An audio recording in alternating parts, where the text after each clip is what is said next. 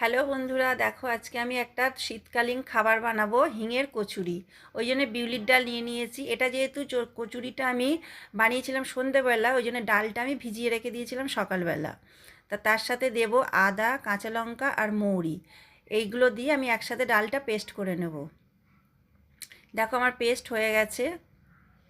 এবার যেহেতু এটা হিঙের কচুরি, কড়াইতে আমি তেল দিয়েছি। তেলটা গরম হলে ওর মধ্যে বেশ খানিকটা হিং দিয়ে দেবো।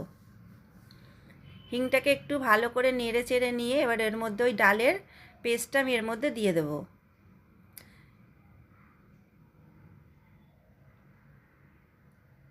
অনেকেই অনেকভাবে করে, তা আমি এইভাবে করেছিলাম বলেই তাই রেসিপিটা তোমাদের সাথে শেয়ার করছি।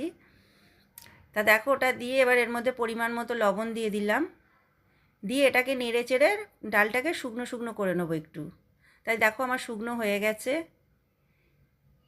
এবার আমি আটা ময়দা নিয়েছি একসাথে। এর মধ্যে এবার দিয়ে দেবো লবণ,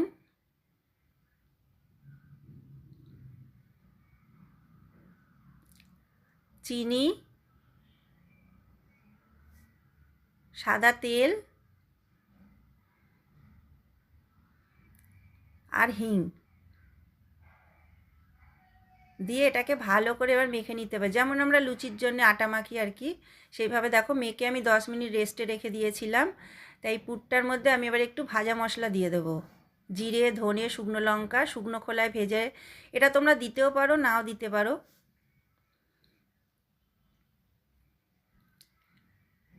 দিয়ে এটাকে ভালো করে মেখে নিয়ে আমি এবার ছোট ছোট করে লেচি কেটে নিয়েছি। এবার লেচি থেকে ছোট ছোট আর কি বাটির মতন করে এর মধ্যে এবার পুরটা ভরে নেব। শীতকালে কিন্তু এটা খেতে দারুণ লাগে, এক এক রকমের কচুরি খেতে। দেখো এইভাবে আমি এবার বানিয়ে নিলাম সবগুলো একসাথে।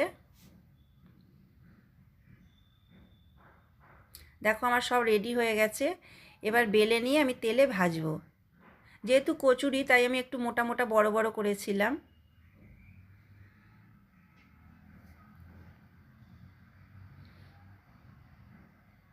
খেতে কিন্তু দারুণ হয়েছিল, খুব নরম হয়েছিল।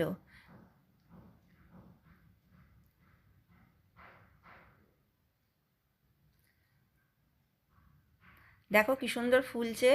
তা আমার হিঙের কচুরি তোমাদের কেমন লাগলো রেসিপিটা অবশ্যই জানিও কমেন্ট করে। আর যদি ভালো লাগে লাইক কমেন্ট সাবস্ক্রাইব করে আমার পাশে থেকো।